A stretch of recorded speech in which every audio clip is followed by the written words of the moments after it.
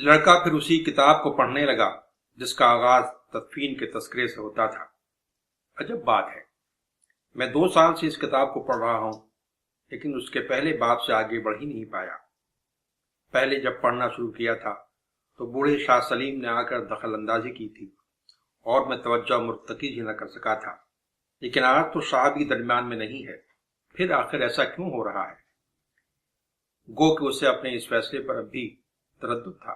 البتہ وہ جانتا تھا کہ کسی فیصلے پر پہنچنا دراصل محض آغاز کار ہی ہے۔ فیصلہ کر کے ایک شخص دراصل ایسے تیز دھارے میں کود پڑتا ہے جس کے بارے میں اسے اندازہ ہی نہیں ہوتا کہ وہ اسے کہاں لے جائے گا، اور جہاں وہ آخر کار پہنچتا ہے تو وہ مقام اسے خواب میں بھی کبھی نظر نہ آئے تھے۔ جب میں نے خزانہ تلاش کرنے کی ٹھانی تھی تو کیا مجھے اندازہ تھا کہ کسی بلوری ظروف کی دکان پر بھی میری رسائی ہوگی؟ اس نے سوچا، یا اب بھی اس کارواں کے ساتھ جانے کا فیصلہ میں کر بیٹھا ہوں؟ آخر میں کہاں پہنچوں گا اس کا تو مجھے ذرا بھی اندازہ نہیں۔ قریب میں ایک انگریز بیٹھا اپنی کتاب کے مطالعے میں محو تھا۔ بظاہر تو اس کا رویہ غیر دوستانہ ہی تھا، بلکہ لڑکا جب وہاں پہنچا تھا تو اس کے رویے سے جھنجھلاہٹ ہی ظاہر ہوتی تھی۔ ویسے اگر انگریز نے گفتگو خود ہی بند نہ کی ہوتی تو ممکن ہے کہ وہ دوست بھی بن گئے ہوتے۔ لڑکے نے کتاب بند کر دی، یہ سوچ کر کہ مجھ سے کوئی ایسا کام سرزد نہ ہو لوگ مجھے انگریز جیسا ہی سمجھنے لگے۔ اس نے اپنی جیب سے وہ پتھر نکالے اور انہیں الٹنے پلٹنے لگا۔ اچانک وہ انگریز چلایا، یہ تو یوریم اور تھیومم ہے۔ فوراً ہی لڑکے نے انہیں جیب میں ڈال لیا اور بولا، یہ برائے فروخت نہیں ہے۔ یہ بہت قیمتی بھی نہیں ہے، انگریز بولا، بہت معمولی پتھر سے بنے ہوتے ہیں اور ایسے لاکھوں کی تعداد میں زمین میں پائے جاتے ہیں۔ جنہیں ان کی روایات کا علم ہے انہیں معلوم ہے کہ یہ یوریم اور تھیومم ہے، لیکن تعجب ہے کہ یہاں کے لوگوں کے پاس بھی یہ ملتا ہے۔ مجھے تو یہ ایک بادشاہ نے بطور تحفہ دیے تھے، لڑکا بولا۔ اجنبی کچھ نہ بولا، بلکہ اپنی جیبوں میں ہاتھ ڈال کر 2 پتھر اس نے بھی نکال لیے۔ کیا کہا تم نے؟ کسی بادشاہ نے دیے تھے؟ اس نے لڑکے سے پوچھا۔ تم شاید یہ سوچ رہے ہوگے کہ ایک بادشاہ مجھ جیسے ایک معمولی سے چرواہے سے کیوں کر بات کرنے لگا؟ لڑکے نے گفتگو ختم کرنے کے انداز میں کہا، نہیں، ایسا بالکل نہیں ہے، بلکہ شرط تو یہ ہے کہ جب سبھی نے اسے پہچاننے سے انکار کر دیا تو چرواہے ہی نے بادشاہ کو پہچانا تھا۔ چنانچہ اگر بادشاہ کسی چرواہے سے بات کرے تو کوئی تعجب کی بات نہیں ہے۔ یہ سوچ کر کہ کہیں لڑکے کو پوری بات سمجھنے میں دقت نہ ہو، وہ مزید تفصیل بتانے لگا کہ یہ بات دراصل بائبل میں لکھی ہے، اور وہیں سے مجھے یورم اور تھیومم کے بارے میں بھی معلوم ہوا تھا۔ ایک زمانے میں یہ پتھر بھی دراصل الہی تعلق کی نشانی سمجھے جاتے تھے۔ پادری انہیں ایک سونے کے پلیٹ میں جڑوا کر سینے سے لگائے رکھتے تھے۔ یہ سب باتیں سن کر گودام میں بیٹھے ہوئے اسے پہلی بار خوشی کا احساس ہوا۔ شاید کوئی شگون ہے، انگریز زیر لب ذرا کم بلند آواز میں بولا۔ شگونوں کے بارے میں تمہیں کس سے معلوم ہوا؟ لڑکے کی دلچسپی میں اضافہ ہو رہا تھا۔ زندگی میں جو کچھ بھی ہوتا ہے وہ شگون ہی ہوتا ہے، انگریز رسالہ بند کرتے ہوئے بولا۔ ایک زبان ایسی ہوا کرتی تھی جسے ہر کوئی سمجھتا تھا، لیکن لوگ اسے اب بھول گئے ہیں۔ میں اور بہت سی چیزوں کے علاوہ اس آفاقی زبان کی تلاش میں بھی ہوں۔ یہاں بھی میں اسی لیے آیا ہوں۔ اب مجھے ایک ایسے شخص کی تلاش ہے جو شاید یہ زبان جانتا ہے، شاید وہ الکیمسٹ ہے۔ یہ گفتگو چل ہی رہی تھی کہ گودام کا مالک عرب اندر داخل ہوا اور بولا، آپ دونوں خاصے خوش قسمت ہیں، آج یہ کاروان الفیوم جا رہا ہے۔ لیکن مجھے تو مصر جانا ہے، لڑکا فوراً بول اٹھا۔ الفیوم مصر میں ہی تو ہے، عرب بولا۔ تم کیسے عرب ہو کہ اتنا بھی نہیں جانتے؟ یہ کہہ کر عرب چلا گیا تو کچھ دیر بعد انگریز بولا، علامت تو اچھی ہے، لیکن قسمت اور اتفاق جیسے الفاظ بھی خوب ہیں، اور میرے خیال میں یہ ضرور آفاقی زبان میں شامل رہے ہوں گے۔ اگر وقت نے ساتھ دیا میں ان پر ایک ضخیم انسائکلوپیڈیا ضرور تیار کروں گا۔ لڑکے سے وہ انگریز کہنے لگا، کہ میرے خیال میں یہ محض اتفاق نہیں کہ میری تم سے ملاقات اس حال میں ہوئی کہ یورم اور تھیمم تمہارے ہاتھ میں تھے۔ پھر کچھ سوچ کر بولا کہ کیا تم بھی الکیمسٹ کی تلاش میں الفیوم جا رہے ہو؟ میں تو دراصل ایک خزانے کی تلاش میں ہوں، لڑکی کی زبان سے نکل تو گیا، لیکن فوراً ہی اسے غلطی کا احساس ہو گیا اور اندر ہی اندر افسوس کرنے لگا کہ اس نے خزانے کا تذکرہ کیوں کر دیا، لیکن انگریز کو شاید اس میں کوئی دلچسپی نہ تھی۔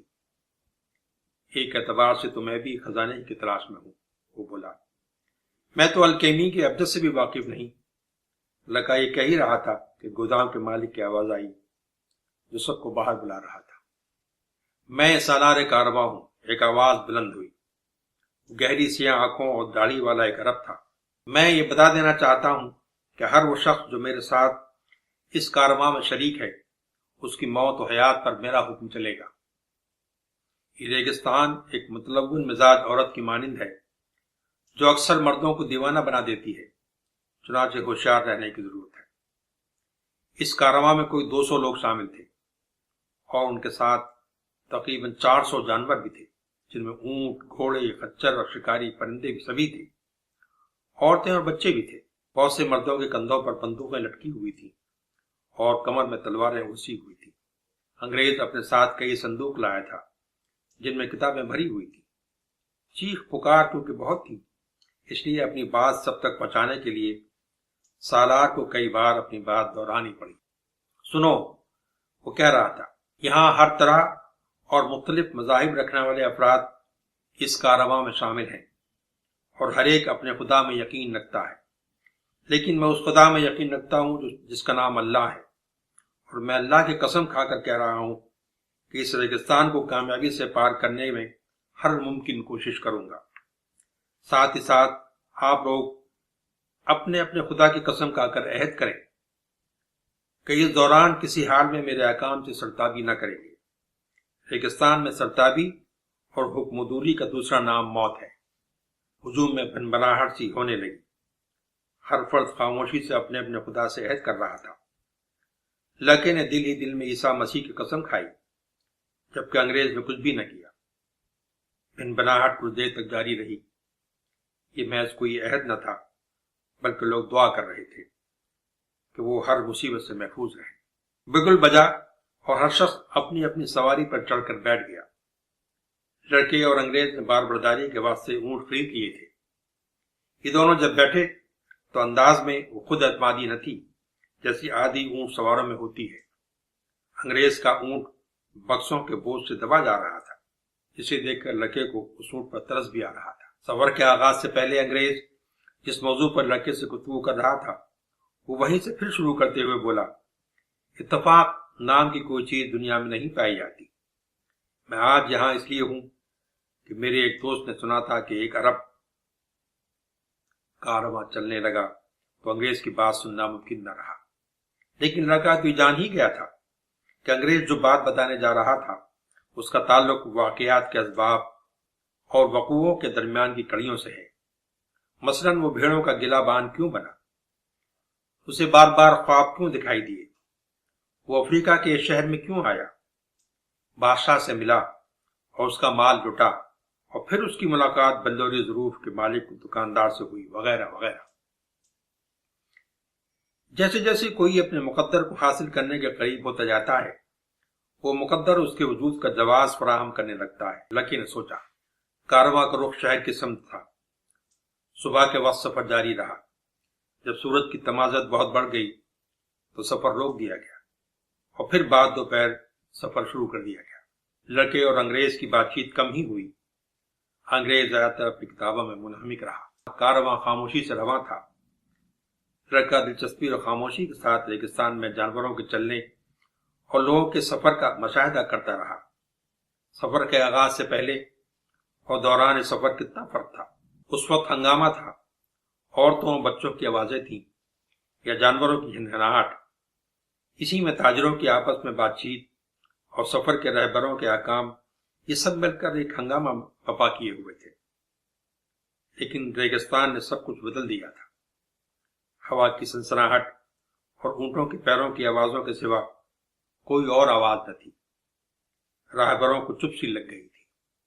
ریتوں کے اس سلسلے سے بارہا گزرا ہوں۔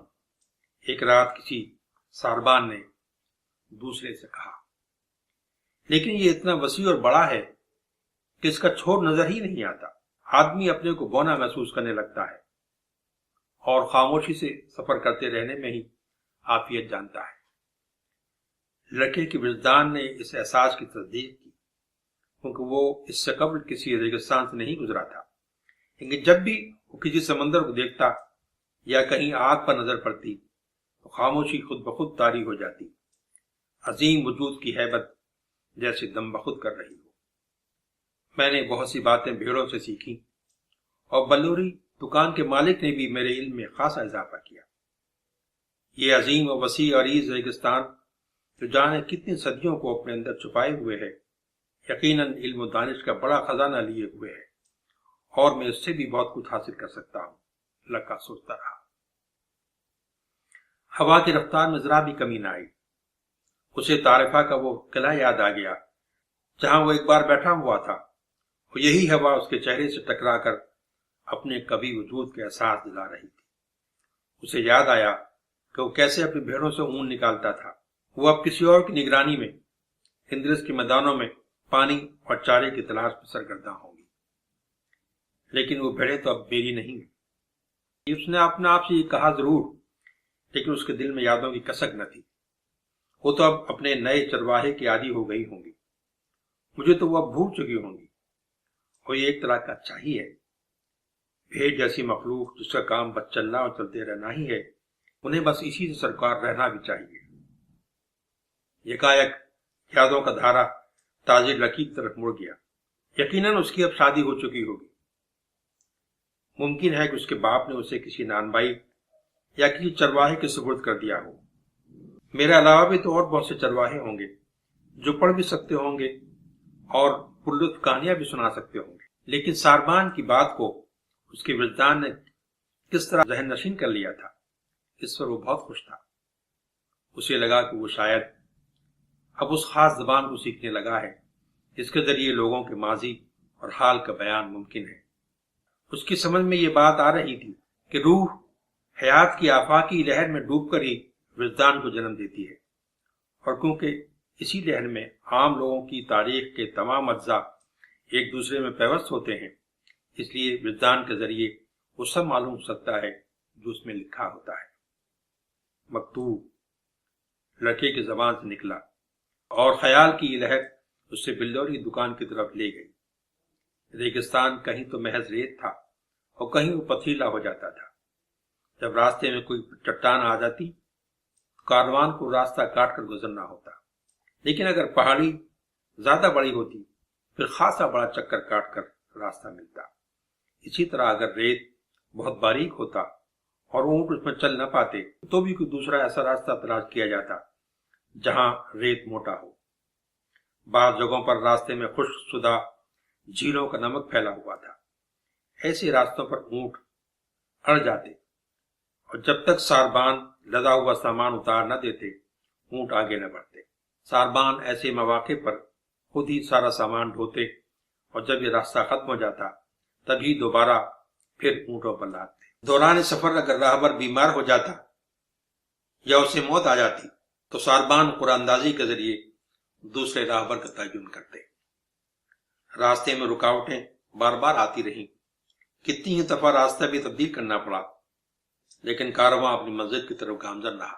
منزل کا تعین اس تارے کے رخ سے کیا جاتا جو نخلستان کی سمت کا تعین کرتا تھا۔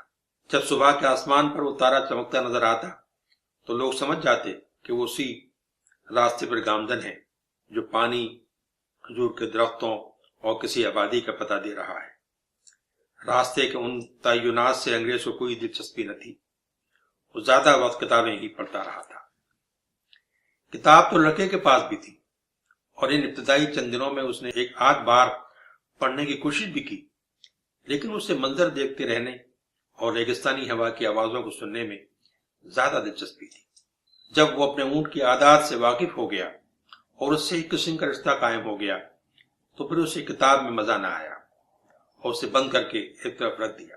کتاب کے بارے میں اسے یہ گمان تو پیدا ہو گیا تھا کہ جب بھی وہ کتاب کھولتا ہے تو کوئی نہ کوئی نئی بات اسے معلوم ہوتی ہے، لیکن راستہ اور سفر کی دلچسپیوں کے سامنے یہ اسے محض ایک غیر ضروری بوجھ محسوس ہوئی۔ ساربان نے اسے دوستی کر لی۔ رات کے وقت جب وہ آگ کے قریب قریب بیٹھتے تو اسے اپنی بھیڑوں کی گلہ بانی سے متعلق قصے اور واقعات سناتا۔ ایسے ہی کسی موقع پر ساربان نے بھی اپنی زندگی کے بعض واقعات اسے سنائے۔ میں القرم کے قریب ہی رہتا تھا، وہ بولا۔ میرے بچے تھے، باغ تھا، اور وہ سب کچھ تھا جو بظاہر بہت جلد ختم ہونے والا نہ تھا۔ میرا گمان تھا کہ صرف موت ہی میرے حالات کو بدل سکے گی۔ ایک سال جب فصل بہت اچھی تھی تو ہم لوگ فریضہ حج کی ادائیگی کے لیے مکہ گئے۔ زندگی کی یہی ایک تمنا تھی جو ابھی تک پوری نہ ہو پائی تھی۔ ایک دن زمین بری طرح ہلنے لگی اور نیل کا پانی کناروں کو غرقاب کر گیا۔ میں نے سوچا بھی نہ تھا کہ ایسا میرے ساتھ بھی ہو سکتا ہے۔ یہ تو معلوم تھا کہ ایسا ہوتا ہے، لیکن بس اوروں کے ساتھ۔ میرے پڑوسیوں کو خوف تھا کہ ان کا زیتون کا پورا باغ تباہ ہو گیا ہے، اور میری بیوی کو اپنے بچوں کو خوف لاحق تھا۔ مجھے لگا جو کچھ میرے پاس ہے سب تباہ ہو جائے گا۔ کھیت برباد ہو گئے اور باغ اجڑ گئے۔ اب پیٹ پالنے کے لیے کوئی نہ کوئی راستہ تلاش کرنا تھا۔ بس اس کے نتیجے میں آج ایک ساربان ہوں۔ البتہ اس تباہی نے ایک اہم سبق ضرور دیا اور اللہ کا حکم سمجھنے میں بڑی مدد کی۔ اگر اپنی جائز ضروریات کو صحیح طریقے سے حاصل کرنے کا جذبہ ہو تو کسی معلوم اور نامعلوم کے خوف کا شکار ہونے کی ضرورت نہیں۔ زندگی کی تگودوں میں ہم اکثر اس خوف کا شکار ہوتے رہتے ہیں کہ کہیں یہ نہ چھن جائے، کہیں وہ نہ لٹ جائے۔ کہیں موت کا خوف ہوتا ہے، کہیں مال و دولت کا، لیکن یہ بات بھول جاتے ہیں کہ مل جانے اور کھو جانے کا تمام قصہ ایک ہی ہاتھ نے تحریر کر رکھا ہے۔ یہ سمجھ میں آ جائے تو خوف کا عنصر ایسے غائب ہو جاتا ہے جیسے کبھی تھا ہی نہیں۔ ساربان کی گفتگو کی گہرائی لڑکے کو متاثر کر رہی تھی۔ راستے میں کبھی دوسرا کارواں بھی مل جاتا۔ ہمیشہ ایسا ہوتا کہ ایک کی ضرورت کی چیزیں دوسرے کے پاس مل جاتی، اور ایسا لگتا جیسے پہلے سے معلوم ہو کہ آنے والے کی ضروریات کیا ہوں گی، جیسے یہ سب کچھ شاید ایک ہی ہاتھ نے تحریر کیا تھا۔ یہ تجربے ایک غیر مرئی رشتے کی نشاندہی کرتے اور اس یقین کو پختہ کرتے کہ ایک عظیم تر ہاتھ ہر چیز پر سایہ فکن ہے۔ کارواں کے لوگ جب آگ کے ارد گرد گھیرا لگا کر بیٹھتے تو ساربان لوگ ریگستان کی زندگی سے وابستہ دلچسپ قصے و واقعات سناتے۔ بعض اوقات ممکنہ آندھیوں سے متعلق ایک دوسرے کو باخبر کرتے۔ کبھی راستہ چلتے مخصوص عمامہ پہنے کچھ پراسرار بدو لوگ ظاہر ہو جاتے جو آنے والے کارواں کو ممکنہ خطرات سے آگاہ کرنے کے لیے ان راستوں پر مامور تھے۔ ان کا کام ممکنہ قذافوں اور وحشی قبیلوں کی موجودگی سے کارواں کو باخبر کرنا تھا۔ یہ جتنی خاموشی سے ظاہر ہوتے اتنی خاموشی سے واپس بھی چلے جاتے۔ سیاہ لباس اوڑھے یہ بدو کچھ ایسے رہتے کہ بس ان کی آنکھیں ہی نظر آتی تھی۔ اس طرح ایک رات جب انگریز اور لڑکا آگ کے گرد بیٹھے ہوئے تھے تو ساربان آیا اور اس نے بتایا کہ ایسی خبریں مل رہی ہیں کہ بعض قبیلوں میں جنگ پھوٹ پڑی ہے۔ تھوڑی دیر کے لیے خاموشی چھا گئی۔ لڑکے کو محسوس ہوا جیسے پوری فضا پر خوف چھا گیا ہو۔ گو کہ کسی نے کچھ نہ کہا تھا، کوئی بولا نہ تھا، لیکن اس پیغام کے پہنچنے کے لیے کسی لفظی وسیلے کی ضرورت نہ تھی۔ لڑکے کو ایک بار پھر اس آفاقی زبان کا تجربہ ہو رہا تھا جو الفاظ کی مرہون نہ تھی۔ انگریز نے پوچھا کہ کیا وہ سب خطرے میں ہیں؟ ریگستان میں ایک بار آپ داخل ہو جائیں تو پھر واپسی ممکن نہیں ہے، ساربان بولا، اور جب واپسی ناممکن ہو تو عقل مندی یہ ہے کہ باقی سب فکر چھوڑ کر یہ سوچیں کہ آگے بڑھتے رہنا کا بہترین راستہ کیا ہے۔ باقی سب کچھ صرف اللہ کے ہاتھ میں ہے۔ خطرہ ہے یا نہیں ہے یہ سب اللہ کے اختیار میں ہے۔ ساربان نے اپنی بات وہی پراسرار لفظ مکتوب کہہ کر ختم کی اور خاموش ہو گیا۔ ساربان جب چلا گیا تو لڑکا انگریز سے بولا، بہتر یہ ہے کہ تم کارواں پر زیادہ توجہ دو۔ ابھی تک کا تجربہ یہی کہتا ہے کہ ہم نے نہ جانے کتنی بار راستہ تبدیل کیا ہے، لیکن سفر برابر منزل کی سمت ہی ہو رہا ہے اور ہم بھٹکے بھی نہیں ہیں۔ اچھا ہو کہ تم اس دنیا کا مطالعہ کرو اور اسے زیادہ بہتر جاننے کی کوشش کرو۔ انگریز لڑکے سے بولا۔ اس اعتبار سے کتابیں بھی دراصل کارواں ہی کی مانند ہیں۔ جانوروں اور انسانوں پر مشتمل اس عظیم گروہ کی رفتار میں تیزی آ گئی۔ دن کے دوران تو پہلے ہی خاموشی چھائی رہتی تھی، اب راتیں بھی خاموش رہنے لگی۔ یہ شاید سالار کارواں کا حکم تھا کہ بات چیت سے احراز کیا جائے، اور پھر ایک دن یہ حکم آیا کہ رات کو آگ بھی نہ جلائی جائے کہ روشنی کی وجہ سے کارواں نظر میں آ جائے۔ اب انہوں نے یہ کرنا شروع کیا کہ جب رات ہوتی تو تمام جانوروں کو بڑے دائرے کی شکل میں پھیلا دیتے اور مسافر بیچ میں ایک ساتھ سوتے۔ اس سے ایک فائدہ یہ ہوا کہ رات کی ٹھنڈک سے لوگ کسی قدر محفوظ ہو گئے۔ سالار نے تھوڑے تھوڑے فاصلے پر ہتھیار بند محافظین بھی متعین کر دیے تھے۔ ایک رات انگریز کو کسی طرح نیند نہیں آ رہی تھی۔ اس نے لڑکے کو اٹھایا اور دونوں تھوڑے فاصلے پر چہل قدمی کرنے لگے۔ رات پورے چاند سے منور تھی۔ لڑکے نے اپنی کہانی انگریز کو سنائی۔ انگریز کو کہانی کا وہ حصہ بہت دلچسپ لگا جب لڑکا بلوری دکاندار کے یہاں کام کرتا تھا اور کس طرح اس کی دکان ترقی کرتی چلی گئی تھی۔ یہ اصول ہر چیز میں کار فرما ہے، وہ بولا۔ الکیمی میں اسے روح فطرت کہا جاتا ہے۔ جب تم کسی مقصد کے اصول میں دل و جان سے لگ جاتے ہو تو یہی وہ مرحلہ ہے جب تم اس روح کے بہت قریب ہوتے ہو۔ یہ ایک قسم کی قوت ہے جو ہمیشہ مثبت رول ادا کرتی ہے اور محض انسانوں ہی کے لیے مخصوص نہیں ہے۔ حقیقت یہ ہے کہ زمین کی ہر چیز روح رکھتی ہے، چاہے وہ نباتات اور جمادات ہی ہوں یا جانور، یہاں تک کہ یہ خیال میں بھی روح ہوتی ہے۔ زمین ذی حیات بھی ہے اور ذی روح بھی ہے، اس لیے اس کی ہر چیز ہر لمحہ یک کیفی تبدیلی کا شکار ہوتی رہتی ہے۔ کیونکہ ہم اس روح کا ایک حصہ ہیں، اس لیے اندازہ نہیں کر پاتے کہ یہ روح ہمارے لیے کیا کر رہی ہے۔ بلوری دکان میں کام کرتے ہوئے تم نے شاید محسوس کیا ہو کہ وہ روح بھی تمہاری کامیابی میں معاونت کر رہے تھے۔ لڑکا، جس کی نظریں روشن چاند اور شفاف ریت پر ٹکی ہوئی تھی، تھوڑی دیر کے لیے سوچنے لگا کہ میں کارواں کو ریگستان سے گزرتے ہوئے بڑے غور سے دیکھتا رہا ہوں۔ وہ بولا، مجھے لگتا ہے جیسے کاروان اور ریگستان ایک ہی زبان بولتے ہوں، اور شاید اسی بنا پر ریگستان کارواں کے لیے اپنے راستے ہموار کر دیتا ہے۔ ریگستان کارواں کے ہر قدم کا امتحان لیتا اور جانچتا ہے۔ وہ یہ ضرور دیکھے گا کہ ہم وقت کا خیال رکھ رہے ہیں یا نہیں۔ اگر ہم کھڑے اترے تو یقیناً نخلستان تک پہنچ جائیں گے۔ اگر ہم میں سے کسی نے بھی محض اپنی ذاتی ہمت کی بنا پر اس کارواں کے ساتھ سفر کیا ہوتا اور یہ جاننے کی کوشش نہ کی ہوتی کہ کس زبان میں یہ ترسیل رسانی ہوتی ہے، تو سفر کہیں زیادہ کٹھن اور مشکل ہوتا۔ دونوں تھوڑی دیر کے لیے رک گئے، جیسے چاند کی حسن نے انہیں مسحور کر دیا ہو۔ علامتوں کا طلسم بھی عجیب ہے، لڑکا بولا۔ یہ راہبر ریگستان کی علامتوں کو کیسے پڑھتے اور کس طرح ریگستان کی روح کارواں کی روح سے کلام کرتی ہے، یہ سب بڑا دلچسپ ہے۔ میں تو واقعی ان کا گرفتار ہو گیا ہوں۔ میں بھی اب کارواں پر زیادہ توجہ دوں گا، انگریز بولا۔ مجھے اب کتابیں پڑھنا چاہیے۔ کتابیں بھی عجیب تھیں۔ ان کے مرکزی کرداروں میں پارا، نمک، اژدہے اور بادشاہ نمایاں تھے۔ لڑکے کی سمجھ میں کچھ نہ آیا، لیکن ایک مرکزی نقطہ جو ان تمام کتابوں میں ہر جگہ مشترک تھا وہ یہ تھا کہ تمام چیزیں بس ایک ہی چیز کا اظہار ہے۔ ایک کتاب میں اس نے پڑھا کہ الکیمی کی اہم ترین کتاب محض چند سطروں پر مشتمل ہے اور زمرد پر لکھی ہوئی ہے۔ اسی کو لوح زمرد کہتے ہیں، انگریز بولا۔ لہجے سے تفاخر نمایاں تھا کہ شاید وہ اس میدان میں لڑکے سے زیادہ جانتا ہے کہ اس کی رہنمائی کر سکتا ہے۔ تو پھر الکیمی کی اتنی ساری کتابوں کی کیا ضرورت ہے؟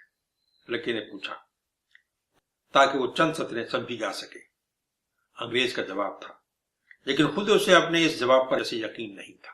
سب سے دلچسپ کتاب وہ تھی جس میں بعض مشہور ماہرین الکیمی کے حالات کا بیان تھا۔ یہ وہ لوگ تھے جنہوں نے اپنی زندگیاں دھاتوں کی تجزیے میں لگا دی اور پورا وقت تجربہ گاہوں میں گزارا تھا۔ تصور یہ تھا کہ دھاتوں کو اگر کچھ سال تک گرم کرتے رہیں تو بالآخر ان کے اپنے ذاتی خصوصیات نکل جاتی ہیں، صرف روح بچ جاتی ہے، اور یہی روح دراصل جو دنیا کی روح ہے، اسی سے آفاقی زبان بنی ہے جو ترسیل کا ذریعہ بنتی ہے۔ زمین کی سطح پر ہر چیز کی تفہیم اس کی مدد سے ہو سکتی ہے، یہ ان کی عظیم ترین تحقیق تھی اور اسے وہ اپنا شاہکار سمجھتے تھے۔ یہ ٹھوس اور رقیق دونوں پر مشتمل تھی۔ کیا انسانوں اور علامتوں کو محض دیکھتے رہنے اور غور کرتے رہنے سے اس آفاقی زبان کو جاننا ممکن نہیں؟ لگا سنتے سنتے پونچھ بیٹھا، تمہیں تو ہر بات کو زیادہ سادہ بنانے کا خپ ہے۔ انگریز لڑکے کی بات سن کر جھنجھلایا۔ الکیمی ایک سنجیدہ فن ہے، اسے انجام دینے کے لیے حکما کے طریقوں کو من ون ماننا ہوگا۔ اس گفتگو سے لڑکے کو یہ تو معلوم ہو گیا کہ الکیمی کی شاہکار تحقیق میں رقیق اکسیر ہے اور ٹھوس سنگ پارس۔ سنگ پارس کی تلاش کوئی آسان کام نہیں، انگریز بولا۔ حکما نے اس کی تلاش میں زندگیاں تجربہ گاہوں میں کھپائی ہیں۔ دھات کا تجزیہ کرنے کے لیے جو آگ جلائی جاتی ہے اس کے بہت قریب رہنا ہوتا اور اس میں سالہ سال لگ جاتے ہیں۔ ظاہر ہے کہ دنیا کے حسن کی چاہت تو یہیں ختم ہو جاتی ہوگی، لیکن جب دھات کا تزکیہ ہو چکا ہوتا تو معلوم ہوتا کہ خود اس کا بھی تزکیہ ہو چکا ہے۔ لڑکے کو یاد آیا کہ بلوری دکان میں ظروف کی صفائی کے دوران دکاندار نے کہا تھا کہ ظروف کی صفائی کے ساتھ منفی خیالات سے بھی صفائی ہو جاتی ہے۔ لڑکے کو یقین ہو چلا تھا کہ اگر کوئی چاہے تو روزمرہ کی زندگی میں بھی الکیمی سیکھ سکتا ہے۔ ایک اور خاص بات ہے، انگریز بولا، سنگ پارس میں ایک بڑی خوبی یہ ہے کہ اس کا چھوٹا سا ٹکڑا بھی دوسری دھاتوں کو بڑی مقدار میں سونے میں تبدیل کر سکتا ہے۔ یہ سن کر الکیمی میں لڑکے کی دلچسپی بڑھ گئی۔ وہ سوچنے لگا کہ کچھ دن سب کے ساتھ گزار لے تو وہ دن دور نہیں جب وہ بھی دھات کو سونے میں تبدیل کر سکے گا۔ وہ حکما جو اس مقام تک پہنچ چکے تھے ان کے بارے میں مطالعہ کا لطف دوبالا ہو گیا۔ ان کے واقعات بڑے دلچسپ اور مسحور کن تھے۔ ہر ایک اپنی تقدیر کو مکمل اور ہر ممکن شکل میں بروئے کار لانے کے لیے کوشاں رہا۔ طویل اسفار، حکمائے وقت سے ملاقاتیں اور گفتگو، حکمائے الکیمی کے واقعات انہی سے عبارت تھے۔ ناممکنات کو ممکن کر دکھانے کے لیے معجزاتی اعمال، اور پھر مزید یہ کہ ان میں سے ہر ایک کے پاس اکسیر بھی اور پارس بھی۔ لیکن لڑکے نے شاہکار تحقیق کو سمجھنے کی جتنی کوشش کی اتنا ہی بھول بھلائیوں میں کھو گیا۔ کبھی آڑی ترچھی لکیریں، اشاروں میں کچھ ہدایات اور سمجھ میں نہ آنے والی عبارتوں کے علاوہ کچھ پلے نہ پڑا۔